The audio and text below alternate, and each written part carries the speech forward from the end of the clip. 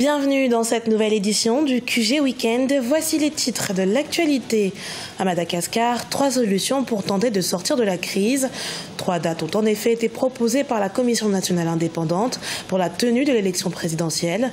Le 29 août 2018, le 28 novembre 2018 ou encore le 29 mai 2019. Au Cameroun, la représentativité de la femme fait toujours autant débat.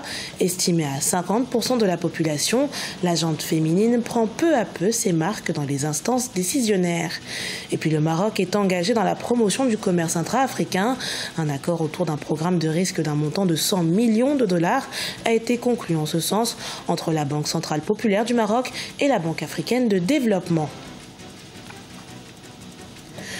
Mais tout d'abord, au Congo, le général et opposant Jean-Marie Michel Mokoko a été condamné ce vendredi à 20 ans de réclusion criminelle. L'ancien candidat à la présidentielle a été reconnu coupable d'atteinte à la sûreté intérieure et de détention illégale d'armes et de munitions de guerre. Un verdict ainsi qu'un procès que certains observateurs, à commencer par le général Mokoko et sa défense, qualifient de règlement de compte politique. À Madagascar, la Commission électorale nationale indépendante propose 3 dates pour la tenue de l'élection présidentielle.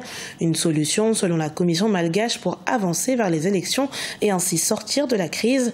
Néanmoins, l'opposition maintient la pression et exige la démission de tous les responsables étatiques issus du parti R-Vovo Madagascar. Le point dans ce sujet de Solange Dubois. 3 dates, 3 scénarios pour tenter de sortir de la crise. C'est ce que propose la Commission électorale nationale indépendante à Madagascar. Le premier tour de l'élection présidentielle pourrait se tenir ce 29 août 2018, selon la Commission électorale malgache. Autre option, un scrutin au 28 novembre 2018, comme le prévoit la Constitution, ou alors reporté au 29 mai 2019. La proposition de la CENI est assez inattendue. Anticiper, reporter ou maintenir, donc ça ne fait pas beaucoup avancer le débat. Le fond de la crise, c'est la question du vote de ces lois électorales. Reste à savoir ce qu'elles vont devenir. Est-ce qu'elles vont être remaniées? Est-ce qu'elles vont être revotées? En fonction de ces réponses, on pourra en savoir plus sur quand organiser l'élection présidentielle. Une contrainte pour l'opposition qui maintient cependant sa prise de position. Celle-ci exige en effet la démission de tous les responsables étatiques issus du parti R-Vovo Madagascar, ce afin de garantir la neutralité de l'État avant les élections présidentielles. Il est difficile d'imaginer qu'en face, ils acceptent cet ultimatum. Donc, c'est un bras de fer, et sans doute que les députés, s'ils exigent toujours ces revendications, c'est qu'ils estiment que le rapport de force a changé et qu'ils peuvent désormais pousser leur avantage autant que possible. Pour la CENI, il est urgent que les différents partis du conflit se décident afin de fixer la date des prochaines élections. Une invitation a par ailleurs été lancée ce vendredi 11 mai 2018 pour une concertation entre les acteurs. Et sachez que la concertation entre les différents partis politiques et la société civile sur le processus électoral qui s'est tenu ce vendredi 11 mai a duré près de 6 heures. Une concertation boycottée par les députés de l'opposition. En effet, peu d'entre eux étaient présents. La CENI a quant à elle réitéré sa demande à l'opposition et au régime de trouver un accord politique d'ici ce 31 mai 2018. La représentation de la femme au cœur de l'actualité au Cameroun. Bien que la gente féminine représente 50% de la population camerounaise, sa représentativité, notamment dans les instances décisionnaires, reste l'une des priorités du gouvernement. Parcours et évolution de la condition de la femme au Cameroun dans ce sujet de Neili Clodebessa. Au Cameroun, les femmes représentent plus de 50% de la population. Seulement, la présence effective de la femme dans la sphère publique reste insignifiante. Dès la construction de son histoire, le pays a pourtant affiché sa volonté de promouvoir les droits de la femme par des principes proclamés par les conventions internationales et dans sa loi fondamentale. Depuis 2009, le gouvernement intègre la problématique du genre dans toutes ses stratégies ministérielles. Des actions menées à l'endroit des femmes qui traduisent une volonté gouvernementale de s'impliquer dans le respect de la parité homme-femme, mais surtout de briser le mythe de la femme ménagère. Plaçons-nous dans deux époques. La première époque va de 1960 à 1982. Et de 1982 à nos jours. En 1960, donc, on voit la première femme à entrer à l'Assemblée nationale du Cameroun. C'est l'honorable Julienne Kecha. Puis, après elle, on a Madame Delphine Changa qui entre en 1965. Entre 92 et 2013, nous sommes passés de 19 femmes à l'Assemblée nationale à 25. En 2013, on est passé de 20% de femmes à 26.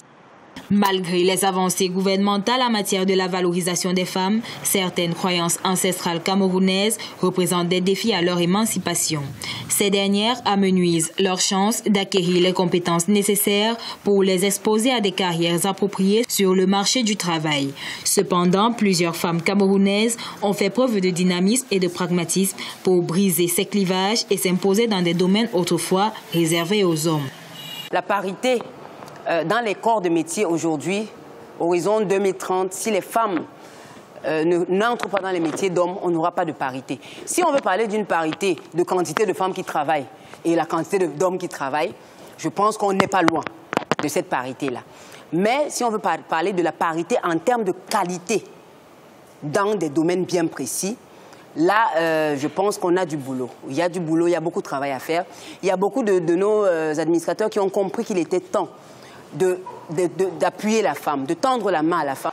Dans les institutions républicaines, les femmes commencent de plus en plus à s'affirmer. À l'Assemblée nationale, elles constituent 31,11% de députés. Dans l'actuel gouvernement, on compte 11 femmes sur 70 ministres et assimilés. Le Sénat, pour sa part, regroupe 26 sénatrices sur 100. Pour certains observateurs, le Cameroun est encore loin de l'objectif de la parité 50-50 de la représentativité des femmes dans les institutions publiques à l'horizon 2030. Et pour y arriver, il suggère une synergie d'action entre les pouvoirs publics et les associations de défense des droits des femmes. Le Maroc veut promouvoir le commerce intra-africain et pour ce faire, 100 millions de dollars ont été débloqués par la Banque centrale populaire du Maroc en collaboration avec la Banque africaine de développement.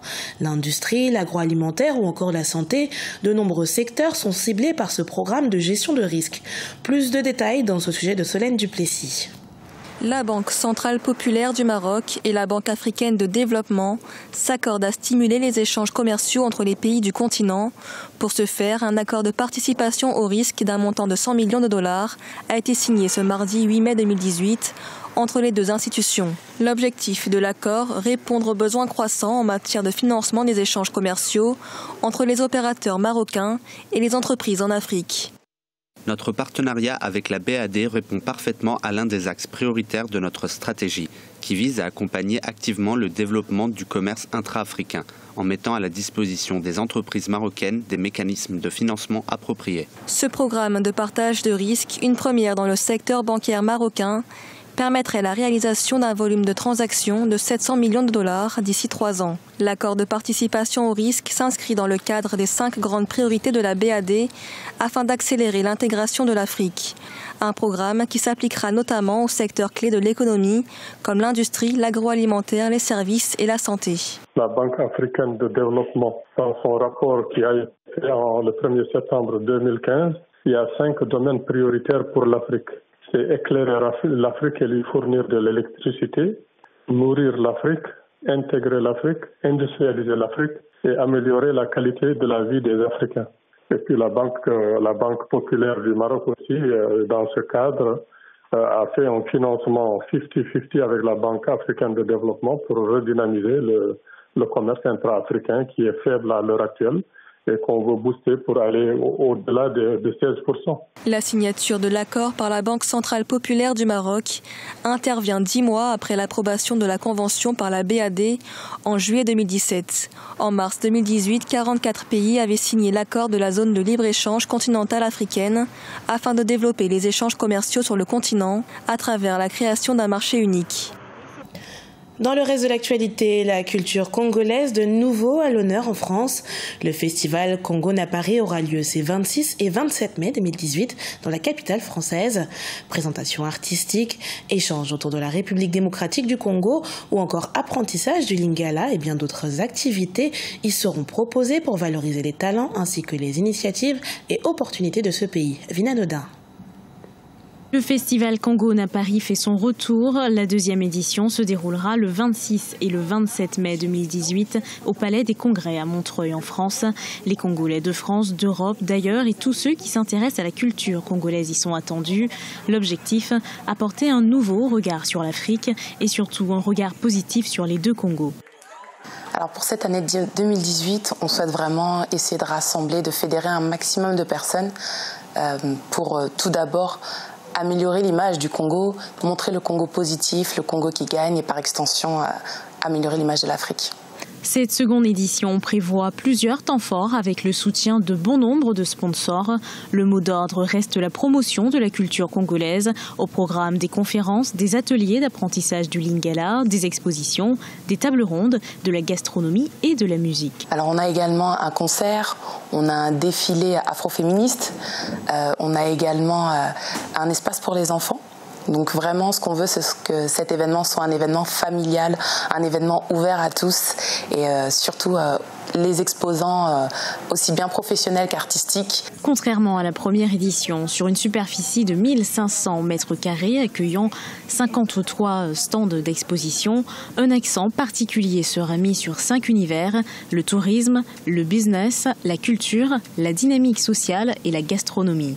Congo à Paris est le premier festival dédié à la culture des deux Congos, le Congo-Kinshasa et le Congo-Brazzaville.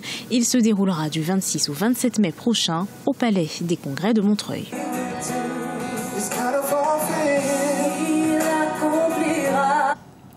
Ce journal a été préparé par l'ensemble de la rédaction. Merci pour votre fidélité. Dans un instant, une nouvelle édition de l'actualité sur Africa 24.